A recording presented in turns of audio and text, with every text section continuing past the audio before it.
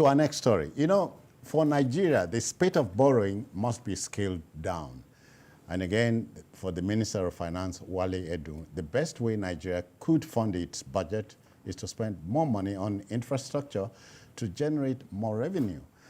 Appearing before a joint Senate committee on the 2024-26 Medium Term Expenditure Framework, Mr. Edun said, quote him, "Clearly, we have now intentionally as well as nationally, we are in no position to rely on borrowing." He went on, quote, "Our direction of tariff is to reduce the quantum of borrowing or intercept deficit financing in the 2024 budget." We're getting someplace, would you say? We have, I mean, when people in these high offices come out to make statements, you know, you want to swallow with a pinch of salt. Because at the end of the day, this is not the first time we hear this. We have heard it severally, and what happened eventually? Nothing. So I hope that this time around they're going to match action with their words, because how long are we going to keep, you know, borrowing to take care of our expenditures? It is, I mean, it doesn't make any sense. And some people will come out and tell you that Nigeria is not the only country owing. There are other countries owing. But if you go into these countries, you see what they have been able to do with the monies that they have borrowed here and there. But what do you see in Nigeria? All our infrastructures, which one do you say that is so fantastic? We are just managing ourselves here and there. So at the end of the day, what I see here is a statement, and I wait for action, because we are really owing, and we are owing so much that it is becoming very scary. Someone said, if you want to break down the amount of money we are owing, it's like what a Nigerian is owing about 400,000 naira, and that is scary. 400,000 naira. Ah. Well, if it's about what each Nigerian is owing, we may just perhaps not be worried so much. I think it is much more than that.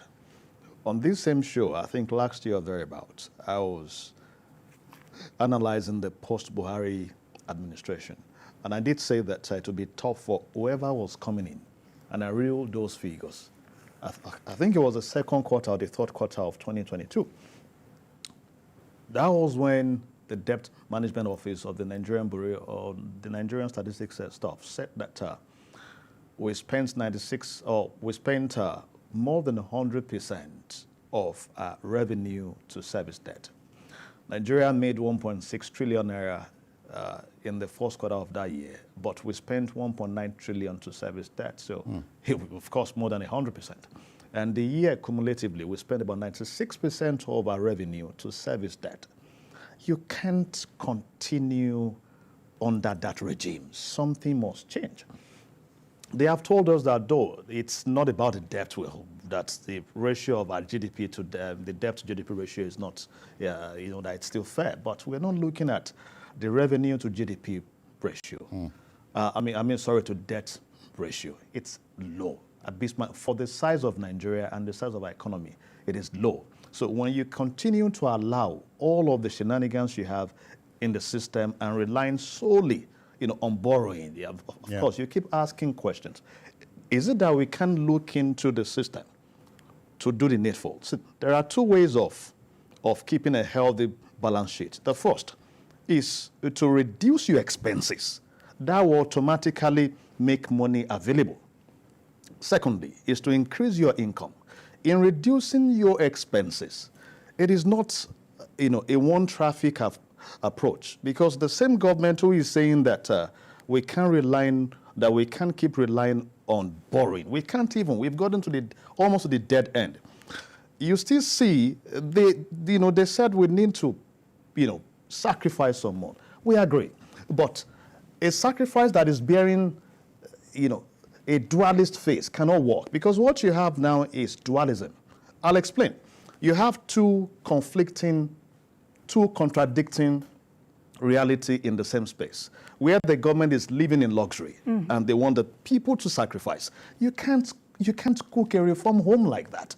If you want to reform, see, I think it was in communication that the Aristotle was the rhetorical triangle, theorem told us about the pathos, the ethos, and co.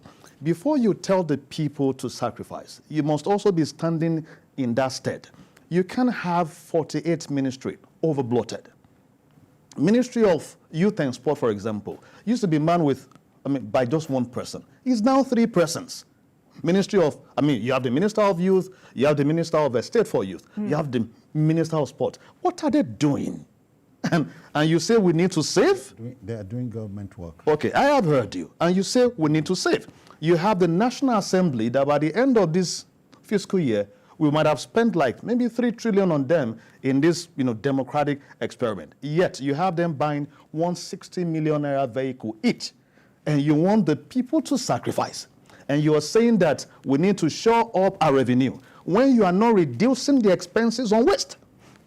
So the people are only the ones bearing the brunt, not those in government. I agree with the reform on ground. In fact, I've been an advocate of this, whether fuel subsidy removal or other reforms.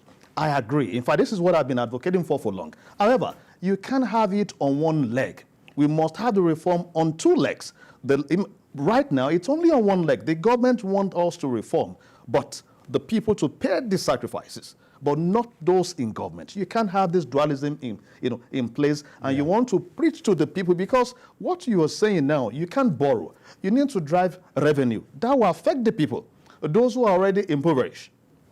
You want to tax them some more. Those who are already, because the government can't even spend so much more again. In the system, you can't. We can't afford that money. The money is not there for us. Yet our budget has grown from about 299 billion in 1999 to maybe 20 trillion naira now, and we need to fund it. We can't leave the deficit gap each year, and you think you will make progress as a nation. How much are we spending on our critical infrastructure? So, KJ, I've heard experts say over time we had been dealing with a deficit budget.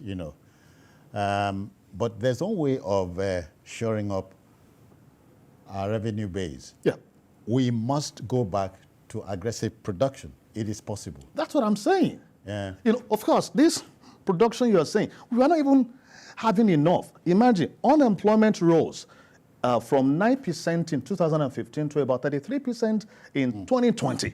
And so your productive population, they are not doing anything. Yeah. And if you must stimulate production, it goes beyond policy. You must, see, aside from the infrastructure you will put in place to drive it, you may be the first, you may need to put the first seed, the first, seed capital. You will drive it.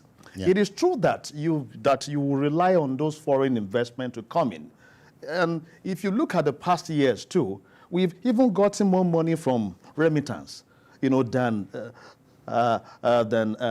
a direct investment. Look at last year, I think we got just about $5 billion or so, but in remittance alone, I think we have over $20 billion.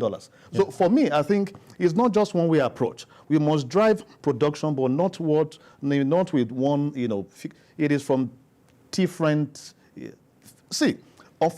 fortunately, I think the government has some very good hands, those who can drive it for us.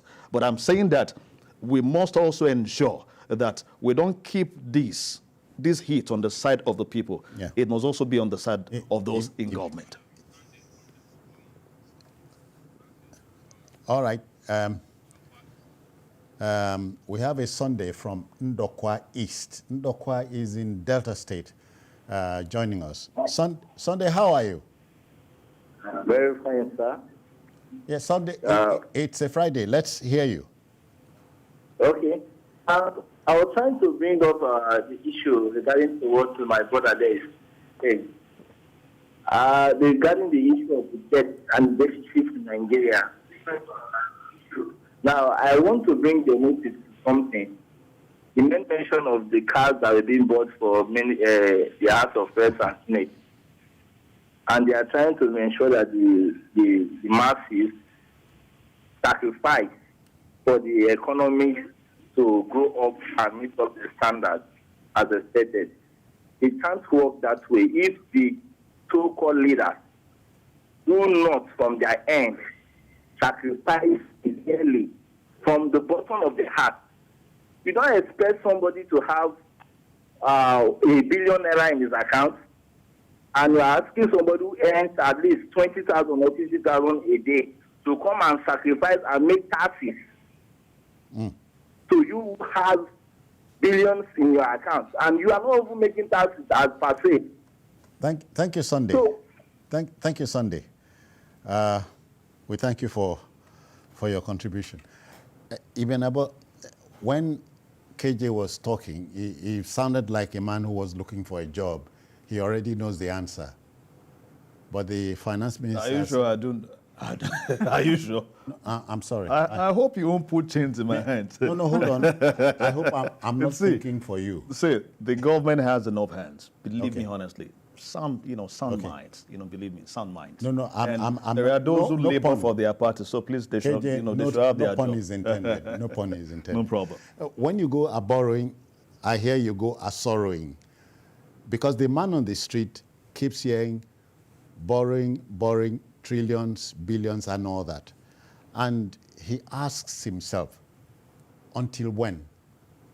But the minister is saying, no, this time we're not borrowing for 2024 budget and beyond. You think we can sustain it? Citizen, what is worrisome is you want to come up with a policy. What have you put in place? Where are the buffers? Because at the end of the day, you're going to push all of the burden on the people. So when you say that the economy that has always been, sponsored with borrowed money, Yeah. now you don't want to borrow again. So what are your plans? What have you put in place? Because in going through the story, I read a part where the chairman Senate committee, Senator Sani Musa, said that currently there are lots of leakages in the use of government resources. Now I'm going back to the ministries. That they're not actually remitting all that Should be remitted. should be remitted. So if we begin to look inwards... And nobody is punished. Nobody is punished. He even mentioned the Nigerian customs, that there are so many waivers. So who issued these waivers? People are doing, my friend, your friend, cronyism and all of that. Under the counter deal. Exactly, and people are out there suffering. So at the end of the day, you ask yourself, okay, so all of these policies that you are thinking of pushing back to the people, where is your own place here? Like he said, why is it difficult for Nigerian government to cut down on expenses of governance? Why? I could recall Festus Keyamo. He was once the Minister of State for a particular ministry with the past. Yes. Labor and productivity. And after which, he came out to condemn it, that there was actually no point in having a Minister for State. Because, the real minister, like I feel that is the main minister, already could take care of things. Now, when we don't just have Minister of State, we have other ministers in one ministry. So these are the leakages. And you're not even looking at, tying these loose ends. Because until we begin to do that, we can't get anywhere. It's not enough coming out to, say a thing or two. How are you going to go about it? It's very imperative. All right, just a minute. Adebo Ali is joining us from Lagos here. Debo, I greet you. Welcome. Hello. Yeah. Thank you. Yes, Yeah. I've listened to your comments. Well, one point I want to mention is that each time I listen to our analysis, the bigger problem is not for the federal government. They have the money, right? But the bigger problem is not on the federal government. The bigger problem are in the states. Take, for instance, the vehicles we are talking about, the bus vehicles. Go to the states, see the governors, see how they wasted all the money. Now you can see that President Tinubu is going around to be able to speak to investors and all that. But if you have been involved with ministry, you see that most of these problems are in the states. You get to the state, you bring a project, they destroy it. I hope that is not going to be done.